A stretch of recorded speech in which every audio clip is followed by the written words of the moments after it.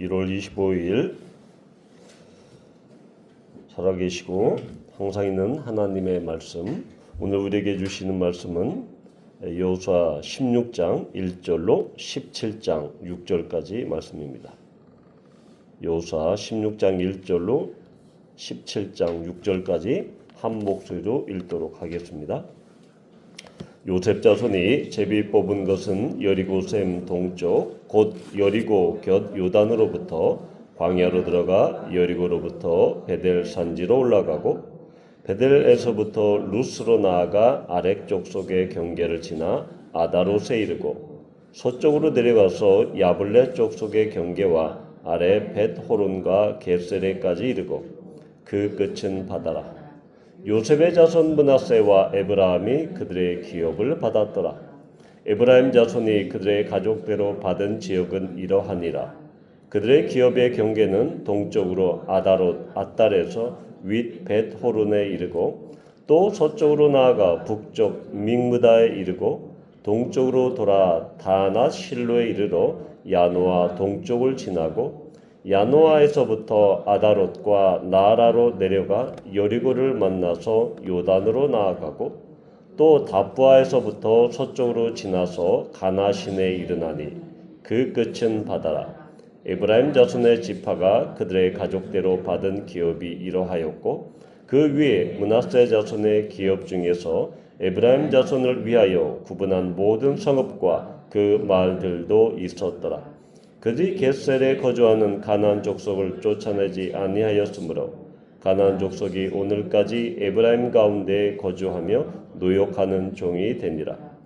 므낫세 지파를 위하여 제비 뽑은 것은 이러하니라. 므낫세는 요셉의 장자였고 므낫세의 장자 마길은 길르앗의 아버지라. 그는 용사였기 때문에 길르앗과 바산을 받았으므로 므낫세의 남은 자손을 위하여 그들의 가족대로 제비를 뽑았는데 그들은 곧 아비에셀의 자손과 헬렉의 자손과 이스라엘의 자손과 세겜의 자손과 헤벨의 자손과 스미다의 자손이니 그들의 가족대로 요셉의 아들 므낫세의 남자 자손들이며 헤벨의 아들 길르앗의 손자 마길의 증손 므낫세의 현손 슬로보앗은 아들이 없고 딸뿐이요 그 딸들의 이름은 말리와 노아와 호글라와 밀가와 디르사라. 그들이 제사장 엘르아살과 눈의 아들 여호수아와 지도자들 앞에 나와서 말하기를 여호와께서 모세에게 명령하사 우리 형제 중에서 우리에게 기업을 주라 하셨다 하며 여호와의 명령을 따라 그들에게 그들의 아버지 형제들 중에서 기업을 주므로 요단 동쪽 길르앗과 바산 위에 므낫세에게 10분깃이 돌아갔으니 므낫세의 여자 자손들이 그의 남자 자손들 중에서 기업을 받은 까닭이었으며 길르앗 땅은 므낫세의 남은 자손들에게 속하였더라. 아멘. 네, 이렇게 설날 연휴를 온가족 기도회로 이렇게 시작할 수 있어서 하나님께 감사합니다. 어제 우리는 여호수아 15장에서 유다 지파의 땅 122개에 달하는 이 성읍의 그 명칭들을 다 열거했습니다. 오늘은 이 요셉 지파의 땅 분배에 대해서 이야기하고 있습니다. 아시다시피 요셉은 이 야곱의 11번째 아들이었죠. 그리고 요셉에게는 두 아들이 있었습니다. 4절에 나와 있듯이 므낫세와 에브라임. 므낫세가 장자였습니다. 그런데 이 창세기 48장에 가보면 야곱이 이 손자 므낫세와 에브라임을 축복하는 장면 가운데 차자인 둘째 아들인 에브라임을 오른손으로 먼저 축복하는 장면이 나옵니다. 그런데 이 요셉은 당연히 장자인 므낫세부터 축복해 줄 줄 알았는데 에브라임부터 먼저 축복을 해줬죠. 네, 그래서 이 에브라임이 둘째 아들이었지만 오늘도 바로 이 5절에 나와 있듯이 에브라임 지파 먼저 땅 배분을 받는 그러한 우위에 서게 됩니다.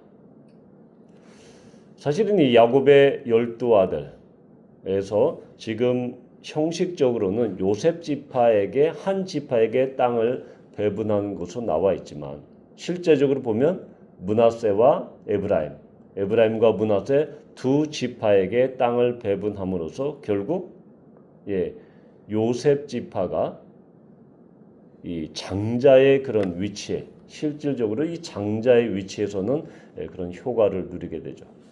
그런데 어제 우리가 유다 지파를 이야기하면서 가장 먼저 가장 많은 땅을 넓은 땅을 분배받았다라는 것을 통해서 이스라엘의 가장 주도적인 위치는 사실은 유다 지파였다. 그래서 이 통일 왕국이 남북으로 이렇게 분단되면서 이 남쪽은 유다와 이 베냐민 지파가 이렇게 속하게 돼서 결국은 이 남왕국은 유다. 그리고 이 북왕국은 이 예언서에 보면 에브라임 지파가 대표 지파가 됩니다. 그래서 결국은 북왕국에서 에브라임 지파는 지도적인 위치에 서게 되었다라는 것이죠.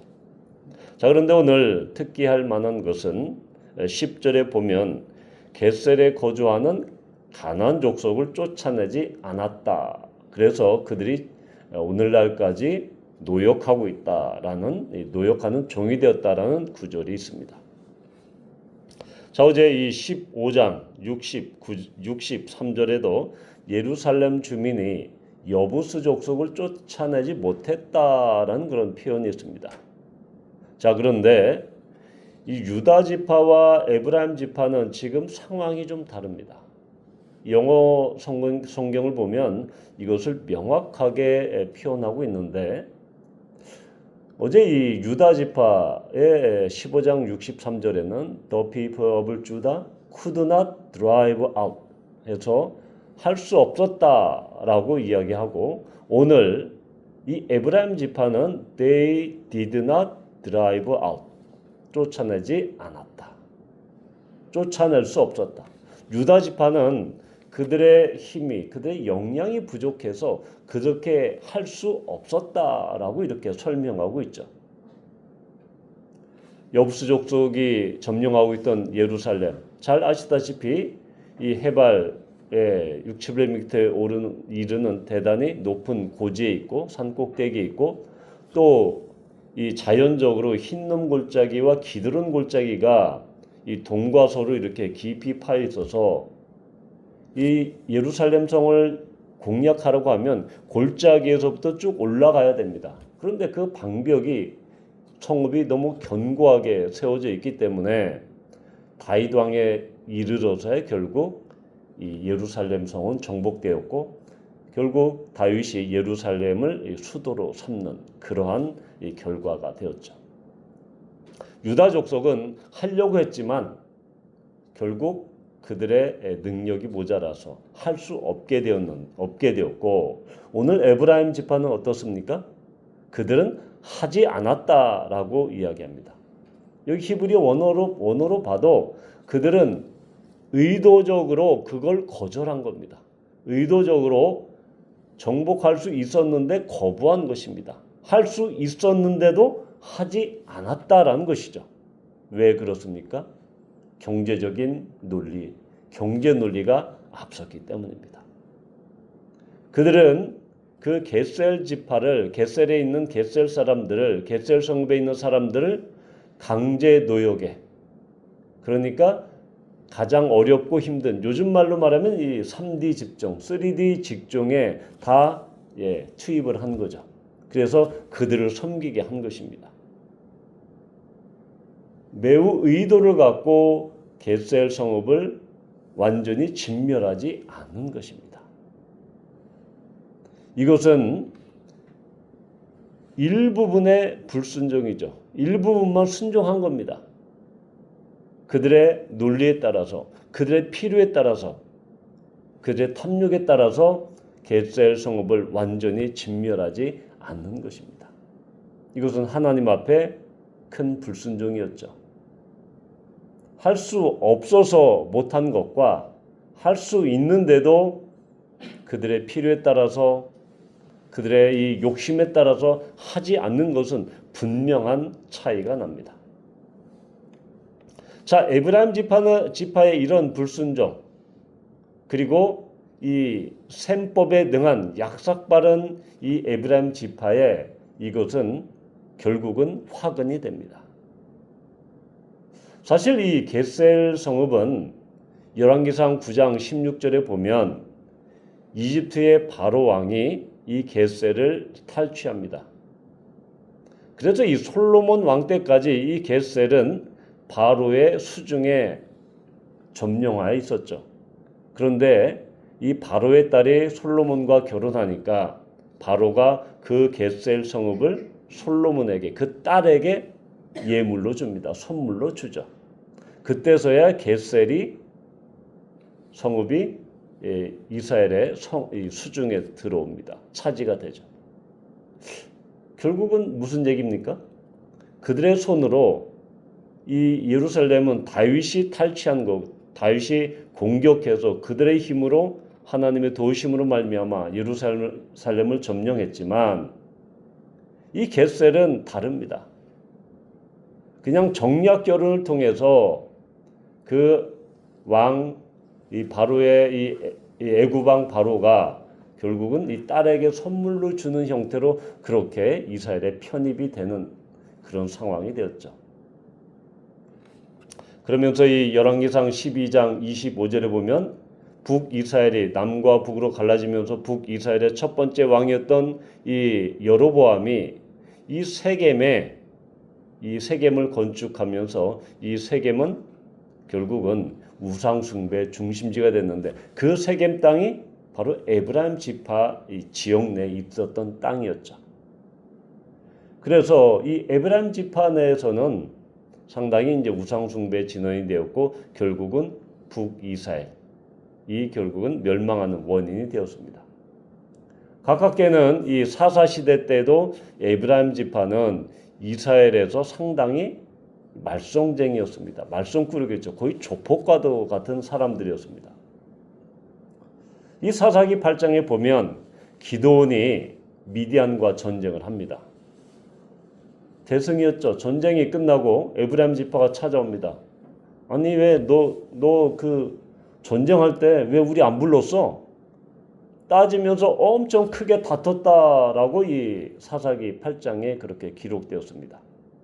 그러니까 이 기드온 사사 기드온이 이 에브라임 지파를 잘 어르고 잘 달랩니다. 그들의 화를 풀어주고 그들의 진노가 풀어졌습니다. 자 그런데 그 다음에 사사 입다가 바로 이 암몬과 전쟁을 합니다. 바로 이 사사기 12장에 나오는 이야기인데 이때도 역시 에브라임 지파가 전쟁이 다 끝나고 와서 나서는 입다한테 와서 또 한번 그 태클을 겁니다.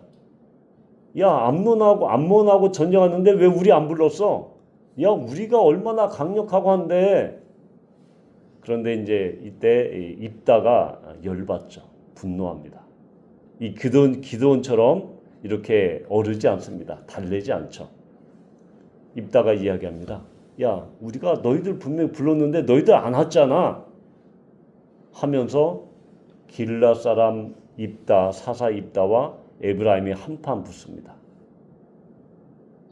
그래서 그때 이제 그 나루에서 한번 발음해봐. 그래서 시볼렉 거기가 그때 그 이야기가 바로 이 이야기입니다.